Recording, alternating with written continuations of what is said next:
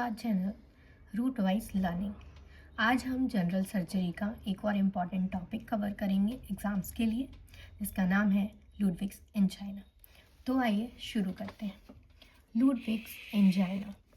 तो Ludwig's angina is a potentially life threatening cellulitis of submental and submandibular region combined with inflammatory edema of mouth, usually occurring in adults with concomitant dental infection।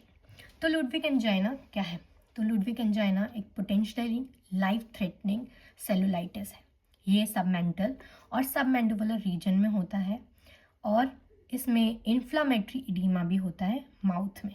और ये infection जो है वो generally adults में देखने को मिलता है जिन्हें काफ़ी टाइम से डेंटल इन्फेक्शन होता है।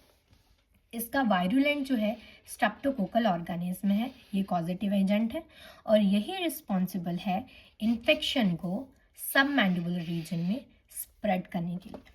अब हम इसके प्रेसिपिटेटिंग फैक्टर्स देखते हैं।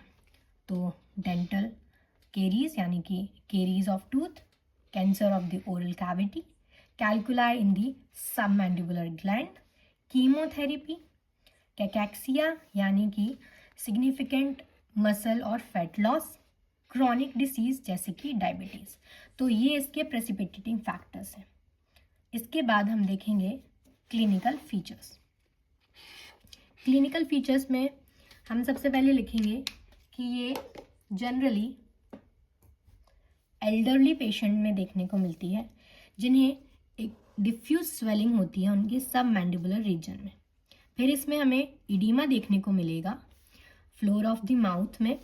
As a result which tongue is pushed upward results in difficulty in swelling. और पेशेंट हमसे कंप्लेन करेगा कि उसे निगलने में दिक्कत हो रही है। हमें क्लिनिकली प्यूटराइड हेलिटोसिस भी देखने को मिलेगा। हाई ग्रेड फीवर भी हमें पेशेंट बोल सकता है कि उसे हाई ग्रेड फीवर है। Wooden like induration at first in confined to submandibular compartment. Trismus भी देखने को मिल सकता है। हॉर्सनेस और डिसेप्निया भी हमें देखने को मिलेगा। और ये जो स्वेलिंग है, अगर आपके पास पेशेंट काफ़ी डिले करने के बाद आया है तो ये स्वेलिंग जो है वो नेक में भी स्प्रेड हो सकती है, इडीमा ग्लोटिस में भी हो सकता है। ओके, अब हम देखेंगे इसका ट्रीटमेंट।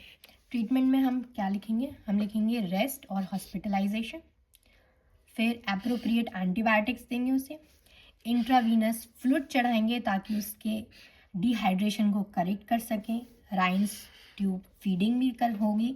अगर वो हमारे कंजर्वेटिव ट्रीटमेंट को रिस्पॉन्स नहीं कर रहा है पेशेंट, तो फिर हमें सर्जिकल इंटरवेंशन करना पड़ेगा।